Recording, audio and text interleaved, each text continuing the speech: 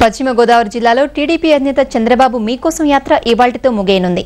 అనంతరం ఖమ్మం జిల్లాలో యాత్ర సాగిస్తారు. గోపాలపురం, పోలవరం, చింతలపూడి నియోజకవర్గాల్లోని 19 గ్రామాల్లో నిన్న ఆయన పర్యటించారు. తాము అధికారంలోకి వస్తే ఆర్టీసీ ప్రైవేటు పరం కాకుండా కాపాడతామని బాబు హామీ ఇచ్చారు. పెరిగిన నిత్యావసరాల ధరలపై ఆందోళన వ్యక్తం చేశారు. ప్రాజెక్టుల విషయంలో ప్రభుత్వం అనాలోచితంగా వ్యవహరించి రైతుల భూములు లాక్కుంటోందని ఆరోపించారు.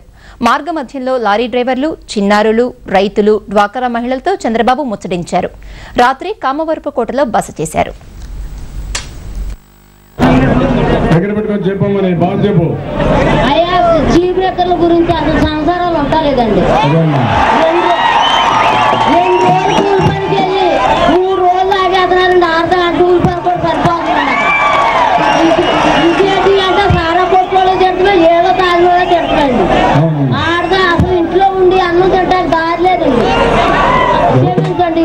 అదే మా గొడవగా ఉంది ఇంట్లో కూడా. నాకు ఒక అర్ధ గంటతోనే వెళ్ళి ఆగలేకపోతాం తల్లి. నువ్వైతే అవుతారో నాకైతే అర్థం కాదు. ఈ రోజు ప్రాజెక్టులు కట్టలేదు, బావి దవ్వకుండా రెండో కాలువ దూవినట్టు. ఈ రోజు వాళ్ళు తాటిపూడి ప్లస్ పోలవరం 2 కాలువలు, రైతులు పక్కనే కాలువలు పోతున్నాయి.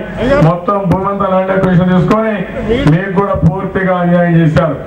ఇలాంటివి చూసినప్పుడు ఇది ఒక అవినీతి ప్రభుత్వం, అసమర్థ ప్రభుత్వం, చేతగాని ప్రభుత్వం.